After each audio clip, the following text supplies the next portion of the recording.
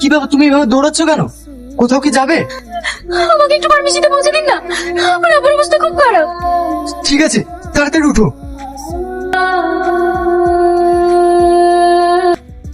তাড়াতাড়ি ওষুধগুলো দিন তো।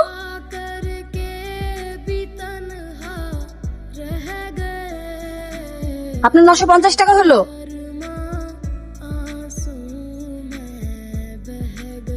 হ্যালো রাহুল, আমাকে ফোন পেতে 500 টাকা দে না, আব্বার ওষুধ কিন্তু কম পড়েছে। তুই না, তুই তো সবই জানিস, এখন আমাদের স্যালারি ঢোকেনি, তো তুই একটু অন্য কোথাও ট্রাই করে দেখ না। হ্যালো পূজা, আমাকে 500 টাকা দে না, আমার ভীষণ দরকার। তোর ফোন তুলতে আমার ভয় লাগে, ফোন করলেই শুধু টাকা আর টাকা। রাখ ফোন। এই নিন।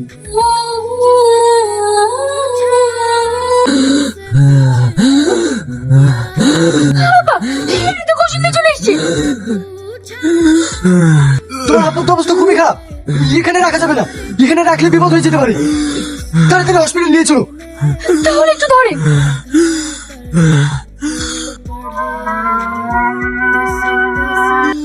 কি হলো, থামলেন কেন? টোটো চার্জ শেষ।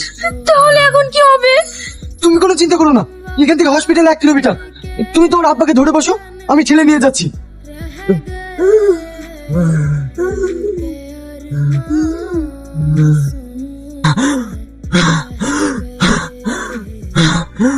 ডাক্তার বাবু, এই দেখেন ইনজেকশন নিয়ে চলে এসেছি।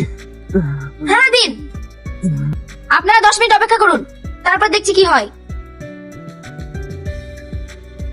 আপাতত আপনার বাবা এখন সুস্থ আছে, কিন্তু আমি অবাক হয়ে যাচ্ছি, আপনি এত তাড়াতাড়ি ওষুধটা আনলেন কিভাবে? না মানে, ফার্মেসিতে অনেক ভিড় ছিল, আমি সবার কাছে অনুরোধ করে আগে নিয়ে এসেছি। ভেরি গুড, বাবার জন্য তো এতটুকু করতেই হবে। না না ম্যাডাম, উনার বাবা হবে কেন? উনি তো টুকটুকি চালক, উনি আমাকে সব দিক থেকে হেল্প করেছে। ভেরি গুড, আপনারা থাকুন, আমি রাউন্ডে যাব। আপনাকে যে কি বলে ধন্যবাদ দেব আমি বুঝতে পারছি না। না না, ধন্যবাদ দিতে হবে না, অসহায় মানুষের পাশে দাঁড়ানো তো মানুষের কর্তব্য। তুমি তাহলে তোমার আব্বার কাছে থাকো, আমি আসছি। বলছিলাম আপনার ফোন পে নাম্বারটা দিয়ে যান, আমি আপনার ভাড়া আর ওই ওষুধের দামে টাকাটা পাঠিয়ে দেব। না না, আমি জানি এই মুহূর্তে তোমার কাছে টাকা নেই, তোমার কাছে যখন টাকা হবে আমি নিজে চেয়ে নেব। আর এই টাকাটা রাখো, তোমার আব্বার ওষুধ কিনতে লাগবে। বলছি আপনার নামটা? আমার নাম? হ্যাঁ মা, আমি একটু হসপিটালে আছি। না না, আমার কিছু হয়নি, আমি বাড়ি গিয়ে সব বলছি। আচ্ছা ঠিক আছে ঠিক আছে।